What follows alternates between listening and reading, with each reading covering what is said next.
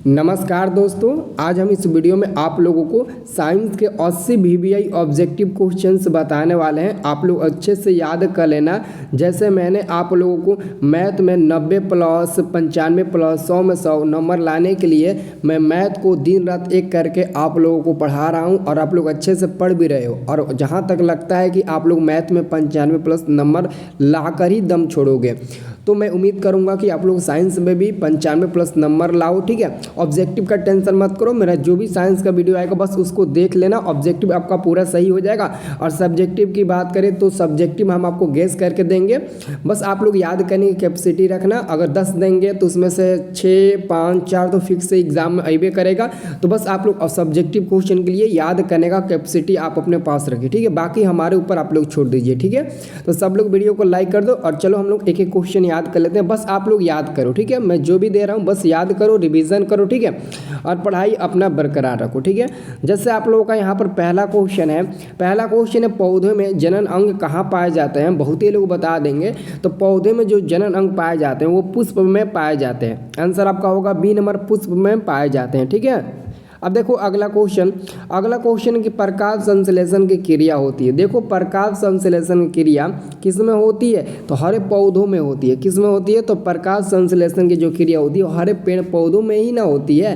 तो आंसर आपका दूसरा का डी नंबर वाला हो जाएगा। अगला क्वेश्चन देखिए, अगला आपका क्वेश्चन का आता है 3 नंबर कि प्रकाश संश्लेषण की क्रिया में ऑक्सीजन बाहर निकलता है। हम लोग प्रकाश संश्लेषण पढ़े हैं, फोटोसिंथेसिस, जिसमें हम लोग देखे हैं कि जो प्रकाश संश्लेषण की जो समीकरण होता है उसमें ऑक्सीजन कहाँ से बाहर निकलता है, तो ऑक्सीजन आपको CO2 से बाहर निकलता है। कहाँ से, CO2 से ऑक्सीजन क्या होता है, बाहर निकलता है। ठीक है, अब देखो अगला आपका क्वेश्चन है 4 नंबर आपका क्वेश्चन है कि जठर ग्रंथियाँ कहाँ पाई जाती है।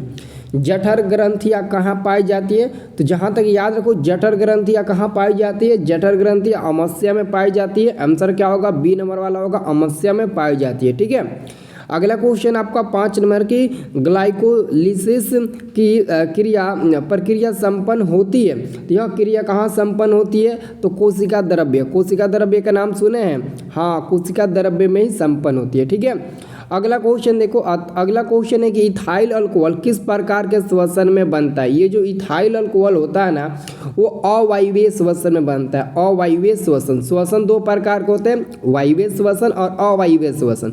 तो अवायवीय श्वसन में इथाइल अल्कोहल का निर्माण होता है। ठीक है, अगला क्वेश्चन है सबसे छोटी अंतःस्रावी ग्रंथि कौन है। सबसे छोटी अंतःस्रावी ग्रंथि हम लोग प्यूटरी को ही कहते हैं। किसको कहते हैं, प्यूटरी को ही कहते हैं। तो जो ऑप्शन नंबर बी में है ना वही होगा। ठीक है, चलो अगला क्वेश्चन देखो, अगला क्वेश्चन है कि पौधों में वायवीय भागों से जल के ह्रास की क्रिया क्या कहलाती है। पौधों के वायवीय भागों से जल के ह्रास की क्रिया क्या कहलाती है, तो वो क्रिया आपका वाष्पोत्सर्जन कहलाती है। वह क्रिया आपका क्या कहलाती है, वाष्पोत्सर्जन कहलाती है। ठीक है, सब लोग अच्छे से याद रखो। ठीक है, चलो अब देखो अगला आपका क्वेश्चन है घेंघा रोग पनपता है। ये जो घेंघा होता है जिसको हम लोग ग्वाइटर भी बोलते हैं, तो घेंघा या ग्वाइटर नामक रोग ना किसके कमी के कारण होता है, तो आयोडीन की कमी के कारण। आयोडीन मतलब कि नमक की कमी के कारण। ठीक है, आयोडीन का मतलब क्या होता है जी, तो नमक होता है। ठीक है, अगला क्वेश्चन देखो, अगला आपका क्वेश्चन है 10 नंबर की रक्त में हल्के पीले रंग के चिपचिपे द्रव्य को क्या कहते हैं। तो रक्त में हल्के पीले रंग का जो चिपचिपे द्रव्य होते हैं उसको हम लोग क्या कहते हैं, उसको हम लोग कहते हैं लिम्फ्स। क्या कहते हैं, लिम्फ कहते हैं, लिम्फ कहते हैं। ऑप्शन नंबर बी नंबर दिया ना, लिम्फ वही होगा। ठीक है, अगला क्वेश्चन देखो, अगला क्वेश्चन है रक्तचाप मापने के उपकरण को कहते हैं। रक्तचाप मापने के उपकरण को हम लोग क्या कहते हैं, तो हम लोग कहते हैं, क्या कहते हैं, देख लो एस्फिग्नोमैनोमीटर दिया यहाँ पर। ऑप्शन नंबर क्या होगा, डी नंबर वाला होगा। ठीक है, चलो अगला क्वेश्चन है वाष्पोत्सर्जन की क्रिया पाई जाती है। अभी मैंने देखा वाष्पोत्सर्जन की क्रिया कहाँ पाई जाती है, सब लोग ध्यान से देखो। 12 नंबर क्वेश्चन, वाष्पोत्सर्जन की क्रिया पौधों में, कहाँ पर, पौधों में उसकी क्रिया पाई जाती है वाष्पोत्सर्जन की। ठीक है, अगला क्वेश्चन देखो, अगला क्वेश्चन है कि निम्नलिखित में किसमें खुला परिसंचरण तंत्र पाया जाता है। तो आप लोग तिलचट्टा का नाम सुने हैं, तिलचट्टा का नाम सुना ना, तिलचट्टा में ही खुला परिसंचरण तंत्र पाया जाता है। तो आंसर क्या होगा, सी नंबर वाला होगा। ठीक है, अगला क्वेश्चन आपका है 14 नंबर। 14 नंबर प्रश्न कि रक्त क्या है? तो रक्त एक प्रकार का उत्तक होता है। रक्त क्या होता है? तो रक्त एक प्रकार का उत्तक होता है। देखो मैं आपसे एक बात कहना चाहता हूँ, देखो बहुत ऐसे लोग हैं जिनका मैथ कमज़ोर है, ठीक है, लेकिन फिर भी मैं मैथ को अच्छे से पढ़ा रहा हूँ। मैं हमेशा दोनों टाइम तीनों टाइम भी मैं कर देता हूँ मैथ को, ठीक है। लेकिन एक आप लोगों को काम करना है, अगर आपके घर में कोई छोटा भाई या फिर कोई छोटी बहन हो जो आपसे छोट क्लास में पढ़ता हो, जैसे 5th में, 6th में, 7th में, 8th में, 9th में, तो उन लोगों के लिए भी मैं पढ़ाने के लिए ऑलरेडी मैं तैयार हूँ, वो भी बिल्कुल फ्री में। तो बोल देना कि वो लोग भी पढ़ ले, मैथ बिल्कुल फ्री में, 1 भी रुपया चार्ज नहीं लगेगा, ठीक है। और ये मत सोचना कि जैसे मेरा मैथ कमजोर है वैसे हमारा भाई या फिर हमारी बहन का भी मैथ कमजोर हो। देख लेना, अगर उसको आप थोड़ा सा भी मदद कर दोगे ना तो आने वाला समय में वो विस्फोटक निकलेगा, आपका भाई आपकी बहन, ठीक है। तो बोल देना, देखो वो लोग तो मतलब उतना समझदार है नहीं कि कैसे पहचानेंगे सर का कौन चैनल है। मैं वीडियो के डिस्क्रिप्शन में हर क्लास का लिंक दे दिया हूँ। अगर आपके क्लास में, अगर आपके घर में कोई 7th में, 8th में या फिर 9th में या फिर 6th में भी होगा तो उनके लिए मैं चैनल ऑलरेडी एडिट करके रखा हूँ। आप लोग बोल देना, आप लोग जाकर सब्सक्राइब कर देना और आप लोग जाकर बता देना उन लोगों को कि यही चैनल है, यहीं से आपको पढ़ना है, ठीक है। तो एक बार जाकर आप लोग हेल्प कर दीजिएगा थोड़ा सा, तो हमको भी थोड़ा हेल्प हो जाएगा। देख लो डिस्क्रिप्शन बॉक्स में मैं लिंक सब सारे चैनल का मैं दे दिया हूँ, ठीक है। थोड़ा सा हेल्प आप लोग कर देना, ठीक है। 15 नंबर आपका क्वेश्चन है कि मूत्र का पीला रंग किस वर्ण के कारण होता है? ये जो हमारा मूत्र होता है, पेशाब, वो पीला रंग का किस वर्ण के कारण होता है? वो पीला होता है, लेकिन क्यों होता है जी? किसी को पता है? हाँ, वेरी गुड। क्या होता है? यूरोक्रोम के कारण ही हमारा मूत्र जो होता है वो पीला होता है, ठीक है। अगला क्वेश्चन देखो, अगला क्वेश्चन आपका है निम्नलिखित में कौन एक उभयलिंगी जंतु है? उभयलिंगी जंतु पूछा है तो ये तो क्वेश्चन काफ़ी इंपॉर्टेंट है। केंचुआ हो जाएगा। क्या होगा आपका? केंचुआ होगा। ऑप्शन नंबर डी वाला होगा, यही उभयलिंगी जंतु है, ठीक है। अगला क्वेश्चन है कि यूरिया रक्त में कहाँ से प्रवेश करता है? ये जो यूरिया होता है वो हमारे रक्त में कहाँ से प्रवेश करता है? तो हम बोलेंगे यकृत। यकृत को हम लोग क्या बोलते हैं? यकृत को हम लोग लीवर भी बोलते हैं, इसको लीवर भी बोलते हैं। तो बोल देना कि सर जी लीवर से प्रवेश करता है, ठीक है। अब देखो अगला क्वेश्चन, जैव आवर्धन प्रदर्शित करने वाला रसायन है। तो जैव आवर्धन प्रदर्शित करने वाला रसायन आपका DDT। क्या होगा जी? DDT होगा। ऑप्शन क्या होगा? बी नंबर वाला होगा, ठीक है। अगला क्वेश्चन आपका है कि निम्नलिखित में कौन एक प्राथमिक उपभोक्ता कौन है? तो प्राथमिक उपभोक्ता हम लोग शाकाहारी को कहेंगे, जो मतलब कि मांस मछली ये सबसे दूर रहे, शाकाहारी, केवल वो शुद्ध शाकाहारी हो, ठीक है। उसी को हम लोग क्या कहेंगे? प्राथमिक उपभोक्ता कहेंगे, ठीक है।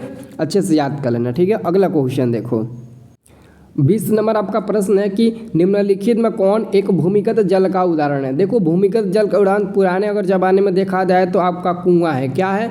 भूमिगत जल का उदाहरण आपका क्या है? तो कुआं होगा। ऑप्शन नंबर ए वाला होगा। अगला क्वेश्चन है प्राकृतिक चुनाव द्वारा जीवों का विकास कहलाता है। प्राकृतिक चुनाव द्वारा जीवों का विकास क्या कहलाता है? चार्ल्स डार्विनवाद कहलाता है। आंसर आपका होगा सी नंबर वाला। क्या होगा? सी नंबर वाला, ठीक है। अगला क्वेश्चन देखो, अगला क्वेश्चन है कि हरे पौधे कहलाते हैं। देखो हरे पौधे आपके क्या कहलाते हैं? उत्पादक कहलाते हैं। बहुत लोग उपभोक्ता बोलेंगे लेकिन नहीं, उत्पादक कहलाते हैं। आंसर आपका होगा सी नंबर वाला, ठीक है।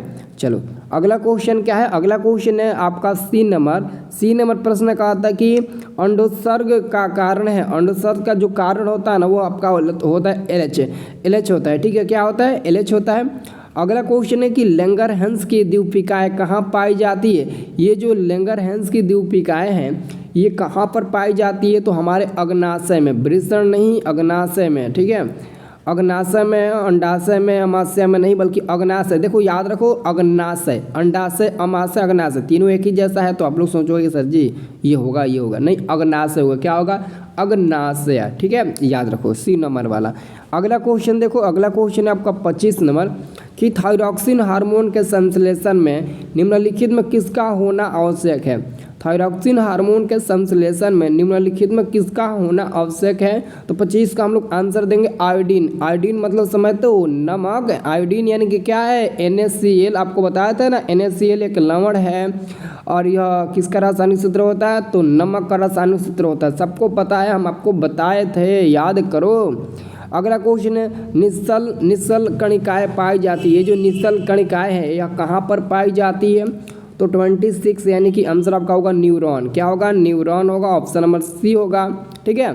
अब देखो अगला क्वेश्चन, मानव मस्तिष्क का वजन, यानी कि जो मनुष्य होता है उसके जो सिर होता है, मस्तिष्क होता है, उसका वजन कितना होता है?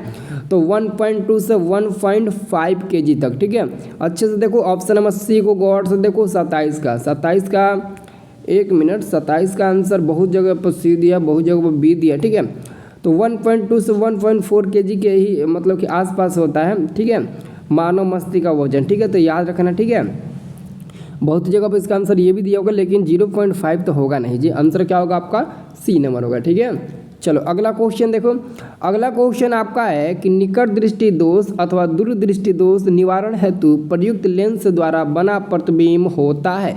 यानी कि निकट दृष्टि दोष और दूरदृष्टि दोष दोनों का निवारण हेतु प्रयुक्त लेंस जो होता है वो किसका बना होता है, मतलब कैसा होता है वो लेंस?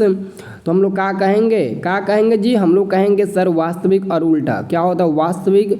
अगर वास्तविक होगा तो फिक्स है कि वो भी उल्टा होगा, वास्तविक होता उल्टा होगा करेगा ना। अगला क्वेश्चन है आपका 29 नंबर कि साइड मिरर के रूप में कौन सा दर्पण प्रयुक्त करते हैं? जब आप कहीं जाते हैं बाइक से फिर गाड़ी से तो साइड लेते हैं, तो वहाँ पर आपका कौन सा दर्पण आता है? तो उत्तल दर्पण आता है ना, क्योंकि साइड मिरर के रूप में हम लोग उत्तल दर्पण का उपयोग करते हैं। ठीक है, अगला क्वेश्चन देखो। अगला क्वेश्चन है कि अवतल लेंस द्वारा प्राप्त प्रतिबिंब होता है। देखो अवतल लेंस के द्वारा प्राप्त प्रतिबिंब एक तो आपका आभासी होगा। अगर आभासी होगा तो फिक्स है वो सीधा भी बनेगा, तो आभासी के लिए सीधा भी बनता है, क्योंकि आभासी को ही हम लोग काल्पनिक कहते हैं। तो जब काल्पनिक होगा तो सीधा होगा, तो आभासी रहेगा तभी सीधा होगा, और साथ में छोटा भी रहेगा। तो हम लोग कहेंगे सर जी डी नंबर वाला आंसर होगा, इनमें से सभी। क्या कहेंगे सर जी इनमें से सभी हो जाएगा। का तो इनमें से सभी। ठीक है, और देखो अगला क्वेश्चन आपका है 31 नंबर क्वेश्चन है कि ऊर्जा का एसआई मात्रक क्या होता है? देखो जी ऊर्जा का एसआई मात्रक होता है जूल। क्या होता है? जूल, जिसको हम लोग कैपिटल जे से सूचित करते हैं, जूल। ठीक है, अगला क्वेश्चन 32 नंबर है कि आकाश का नीला रंग होना किस परिघटना का परिणाम है?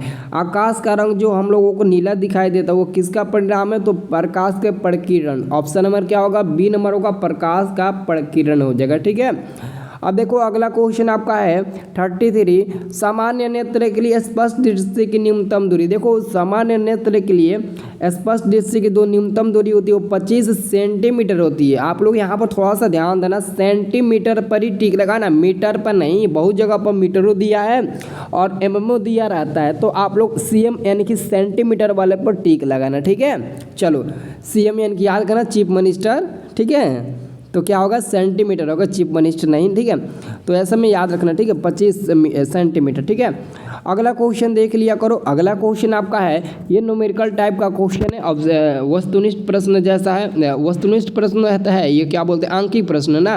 तो देखो आपका 34 नंबर क्वेश्चन है कि किसी अवतल लेंस का फोकसांतर 50 सेमी है तो उसकी क्षमता क्या होगा? तो एक चीज़ तो यहाँ पर फिक्स है, आपका लेंस कौन सा है? तो उत्तल है। लेंस कौन सा है? उत्तल है। और हम लोग जानते हैं अगर उत्तल लेंस की फोकस दूरी प्लस में दिया है तो उसकी जो क्षमता होगी वो भी निश्चित रूप से प्लस में ही होगी। तो समझ लो यहाँ पर उत्तल लेंस के फोकसांतर प्लस में 50 दिया है, तो इसका आंसर माइनस में नहीं आएगा। तो ऐसे ही आपका बी और डी नहीं आएगा। और बचा आपका 5D और 2D। अब इसमें से डिसाइड करना है क्या होगा? तो लेंस की क्षमता P बराबर हम लोग फार्मूला जानते हैं 1/F। 1/में तो P बराबर 1/F का मान कितने दिया? 50 दिया है। और हम लोग इसको मतलब कि मीटर में चेंज करेंगे, क्योंकि सेंटीमीटर में न दिया है। अगर हम लोग इसको मीटर में चेंज करेंगे तो ऊपर 100 से गुणा कर देंगे, तो 50 100 दो बार में कट जाएगा, तो P बराबर 2D बच जाएगा, क्योंकि लेंस की क्षमता का सही मात्रा डायप्टर होता है, तो प्लस में 2D होगा। ठीक है, क्या होगा आपका? डी नंबर वाला होगा। ठीक है, अगला क्वेश्चन देखो। अगला आपका क्वेश्चन है कि एक प्रिज्म कितने सतहों से घिरा रहता है? एक प्रिज्म कितने सतहों से घिरा रहता है? तो हम लोग जानते हैं एक प्रिज्म 5 सतहों से घिरा रहता है। 5 सतह, ऐसे 5 क्या कितना? तो एक प्रिज्म 5 सतहों से घिरा रहता है। आप लोग इसको अच्छे से याद कर लेना। ठीक है, अगला आपका क्वेश्चन है 36 नंबर। 36 में प्रश्न कहता है ना कि अभिनेत्र लेंस की फोकस दूरी में परिवर्तन किया जाता है। अभिनेत्र लेंस की फोकस दूरी में परिवर्तन किया जाता है, तो किसके द्वारा हम लोग परिवर्तन करते हैं जी? किसी को पता है? तो हम लोग करते हैं पक्षाभि मांसपेशिया के द्वारा, पक्षाभि मांसपेशिया के द्वारा। ठीक है, याद रखना। अगला क्वेश्चन है 37 कि प्रकाश के परिवर्तन के कितने नियम है। प्रकाश के परिवर्तन के सिंपल में 2 नियम होते हैं, ठीक है। अगला क्वेश्चन है फोटोग्राफी कैमरा का अभिदृश्यक होता है। तो ये जो फोटोग्राफिक होता है उस कैमरे का अभिदृश्यक क्या होता है, तो उत्तल लेंस का होता है, उत्तल लेंस का होता है जी। आंसर होगा ए नंबर वाला, ठीक है। अब देखो अगला क्वेश्चन है आपका 39 नंबर, यदि एक किरण अवतल दर्पण पर लंबवत आपतित हो तो परिवर्तन के बाद किरण किस बिंदु से गुजरेगी। यदि एक किरण अवतल दर्पण पर लंबवत आपतित हो तो परिवर्तन के बाद किरण किस बिंदु से गुजरेगी। तो 39 का हम लोग आंसर देंगे ऑप्शन नंबर बी, वक्रता केंद्र से, वक्रता केंद्र से, ठीक है ना। अगला क्वेश्चन देखो 40 नंबर क्वेश्चन का था, यदि एक प्रिज्म से एकवर्णीय किरण गुजरे तो इसका नहीं होगा, क्या नहीं होगा।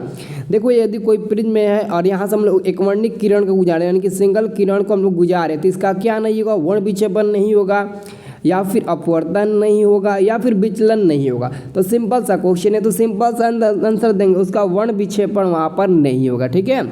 चलो अगला क्वेश्चन देखो, अगला आपका क्वेश्चन है 41 नंबर क्वेश्चन है कि पवन विद्युत जनित्र में कुंडली को घुमाने का काम मूलतः करती है, यानी कि पवन विद्युत जनित्र में कुंडली को घुमाने का काम कौन करती है। तो कौन करती है जी, इसमें से बताओ। आंसर आपका होगा सी नंबर वाला, गतिमान हवा करती है। कुंडली को घुमाने का काम कौन करता है, तो गतिमान हवा करता है, ठीक है। अब देखो अगला क्वेश्चन आपका है, अगला क्वेश्चन आपका 42 नंबर कि कांच की अवतल लेंस की वायु में शक्ति होती है। कांच की अवतल लेंस में वायु में शक्ति होती है। तो सिंपल सा क्वेश्चन है, थोड़ा सा दिमाग लगाओगे तो बता दोगे, क्योंकि आपको पता है कि अवतल लेंस की फोकस दूरी ऋणात्मक होती है, तो ऋणात्मक बता दो, ऐसा सिंपल सा, उससे भी हम लोग बता देंगे। तो क्या होगा, आपका आंसर होगा ए नंबर ऋणात्मक। अगला क्वेश्चन है कि निम्नलिखित में कौन विद्युत का सुचालक है। देखो विद्युत का सुचालक यानी कंडक्टर, विद्युत का कंडक्टर कौन है, कंडक्टिविटी बहुत इंपॉर्टेंट है ना। क्या होगा, मतलब विद्युत का सबसे मतलब गुड कंडक्टर कौन है, विद्युत का गुड कंडक्टर, विद्युत का सबसे ऐसा क्या है, सुचालक आपसे पूछा गया ना। तो क्या होगा, सुचालक पूछा गया ना, हाँ वेरी गुड, बहुत बढ़िया, ठीक है। क्या आंसर होगा, ग्रेफाइट, ठीक है, विद्युत का सुचालक है, ठीक है, याद रखना। अब देखो अगला क्वेश्चन है वक्रता त्रिज्या 1 मीटर, और देखो क्वेश्चन इंपॉर्टेंट है, वक्रता त्रिज्या 1 मीटर दिया है, सेंटीमीटर में नहीं मीटर में दिया है, ठीक है। और कह रहा है कि अवतल दर्पण की फोकस दूरी ज्ञात करना है, अवतल दर्पण की फोकस दूरी ज्ञात करना है। तो यहाँ पर आपको समझ में आना चाहिए, हम लोग जानते हैं क्या होता है, F बराबर R/2 होता है, F बराबर R/2 होता है। तो आपको फोकस दूरी ज्ञात करना है, तो ये फार्मूला आप लोग अप्लाई करेंगे तो F बराबर क्या हो जाएगा, 2 × R हो जाएगा, 2 × R होगा ना। अब यहाँ पर आप लोग ध्यान दो, आपका हो जाएगा क्या, आपका हो जाएगा 2 × R का मान कितने दिया, R का मान 1 मीटर दिया है। लेकिन अगर हम मीटर को सेंटीमीटर में चेंज करेंगे तो 1/, कितना से भाग देंगे, 1/100 से भाग देंगे ना, 1/100 से। तो 1/100 से भाग दिए तो कितना बार में कट गया, तो आपका कट गया 50 बार में, कितना बार में कट गया, 50 बार में कट गया। तो आपका क्या हो जाएगा, F बराबर आपका 1/50, लेकिन इसमें तो दिया ही नहीं है जी। एक मिनट, ये क्या कह दिया क्वेश्चन, इसका तो आंसर दिया ही नहीं है, दिया है ना। ऑप्शन नंबर क्या होगा, ऑप्शन नंबर आपका बी नंबर वाला होगा, क्योंकि F बराबर R/2 होता है, F बराबर R/2 होता है। मैंने R बराबर F/2 कर लिया ना, तो F बराबर R/2 होता है, ठीक है।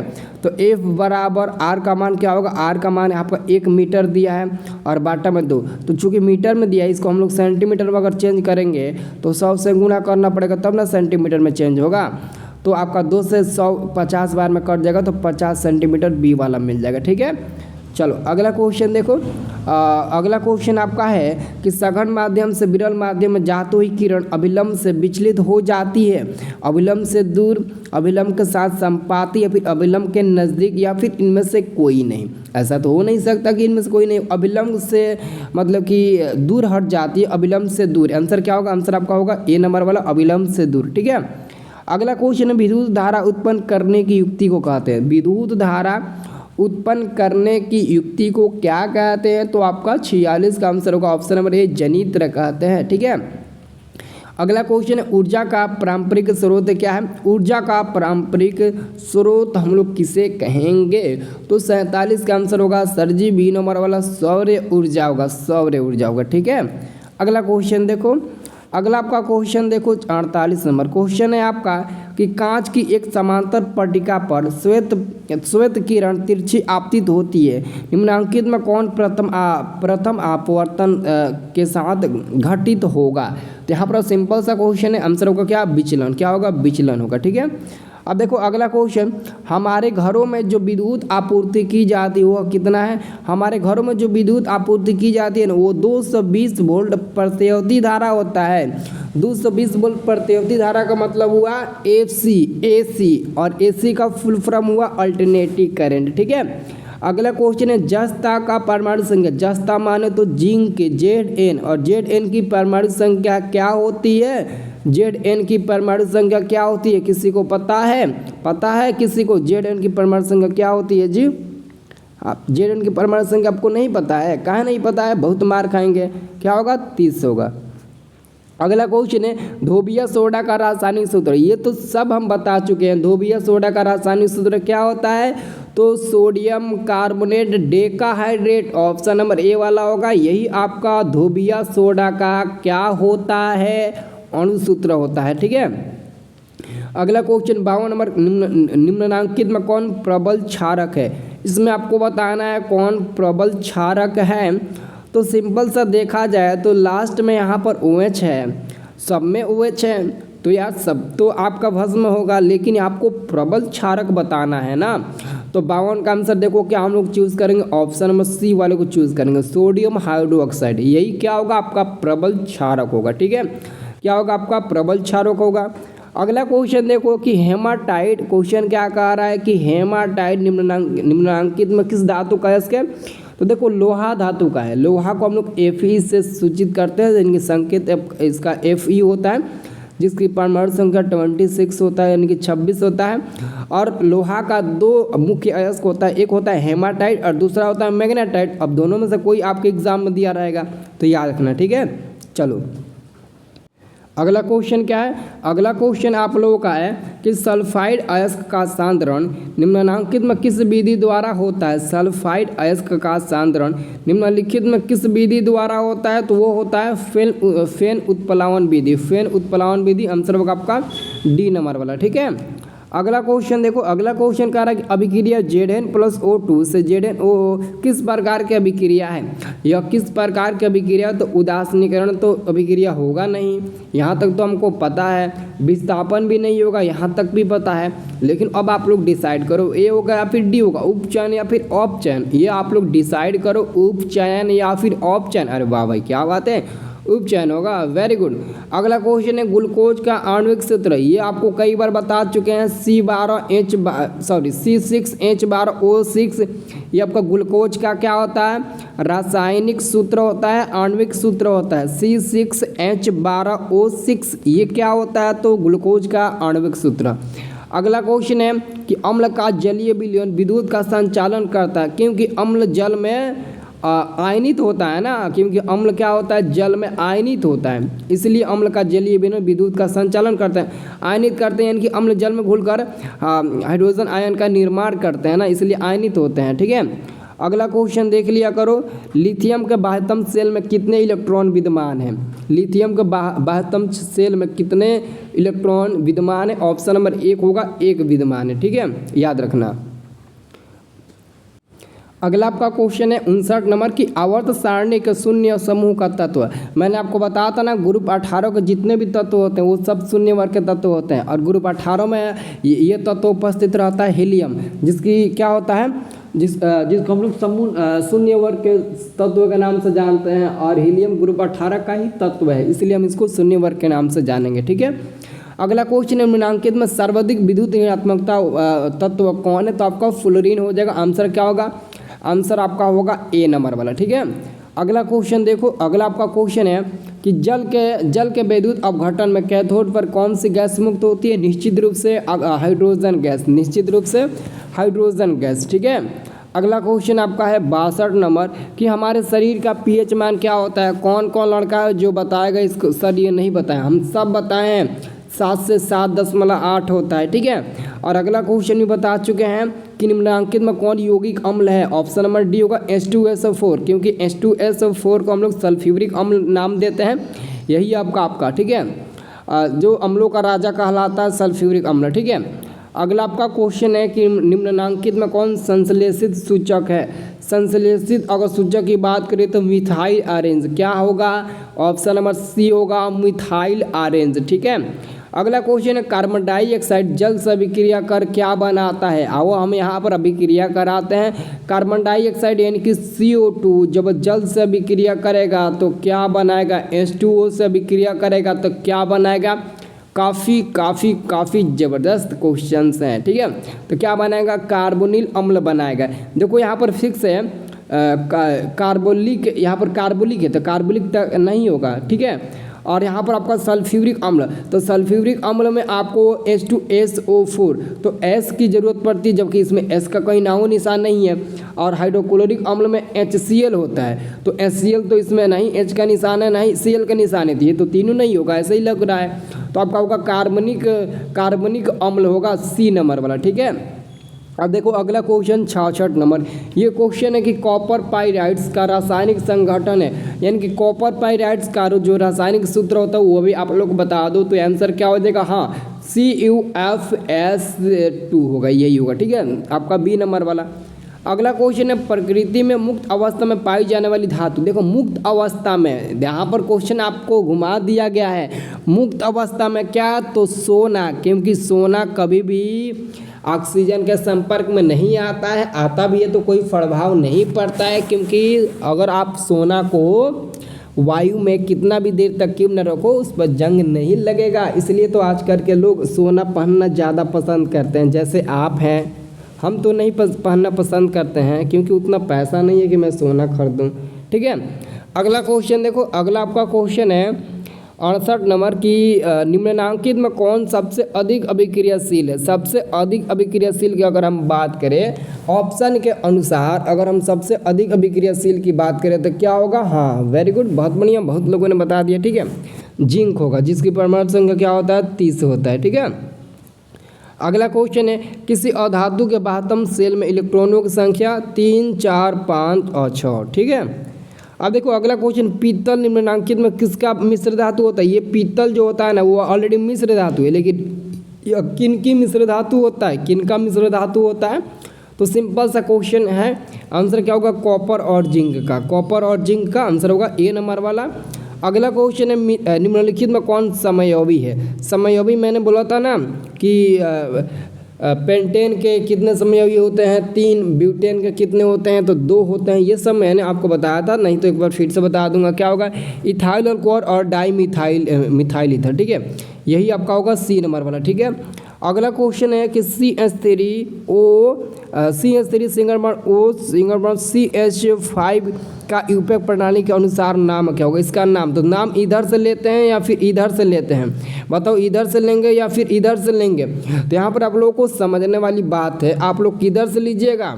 तो आप लोग लीजिएगा इधर से, ठीक है। तो यहाँ पर ध्यान दो, इधर से लेंगे तो C2H5 को इथाइल कहेंगे और CH3 को मिथाइल कहेंगे, और O है तो उसको ईथर कहेंगे। तो इथाइल मिथाइल ईथर, सिंपल सा है ना, इथाइल मिथाइल ईथर, ठीक है।